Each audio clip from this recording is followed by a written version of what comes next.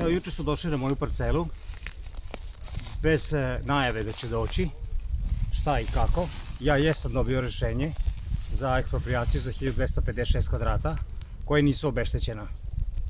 Mislim da ih uopšte nije ni bilo briga niti cilj da oni to obeštete na vreme, jer bez jednog dogovora ili ičega oni su jednostavno stupili u moj posed i iz priloženog da se videti.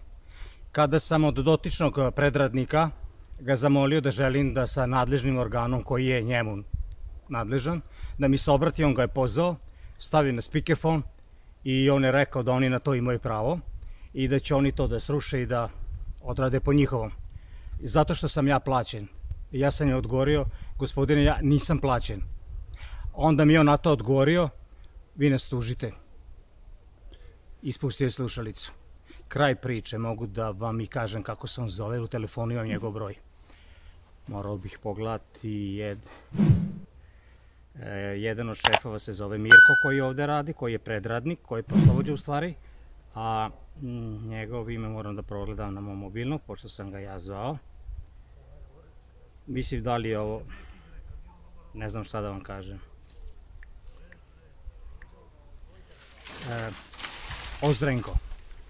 Ozrenko, znači jedan od šefa Aca, Ozrenko, jedan od njih je taj Mirko pozvao i rekao mu i on je rekao, izvinite, mi nastavljamo dalje sa radom. Dakle, rekli su vam da ih tužite? Da ih tužim, ništa drugo, spustili su slušalicu i vi vidite iz priloženog šta se dešava. Kada su radovi počeli? Danas? Juče.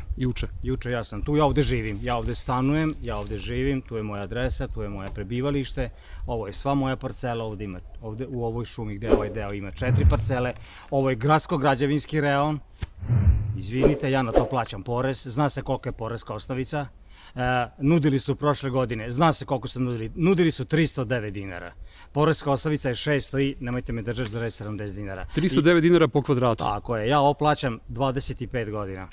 I oni su sada, kada oni treba meni da plate 309, a dok su meni naplaćivali, jeli, poresku osnovicu za vrednost gradskog građevinskog zemljišta, treći reon, znači treća zona Subotice, onda je za njih to 309 dinara. Ja bih želeo da mi pokažu, da mi kažu gde to još ima. Neka mi to obrazlože na koji način mogu. A ovo je moj rad. Od 25 godina za koje ja radim da bi danas imao koristi. Pošto je moja penzija 20.000 dinara. Neka ona meni kažu sada šta dalje. Prošle godine je pravila procena, Daniel je pravio procenu i podnijete advokatici Nevenki, kako se preziva, Nevenka? Karanjac. Da, ona je to sve podnela, priložila, dala, međutim od svega toga nema ništa.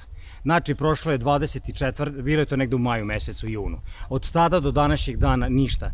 Dobili smo rešenja, promenila sam advokata i tako dalje. Rekli su da nema nikakvih problema, to će se rešiti. Ovako se rešava?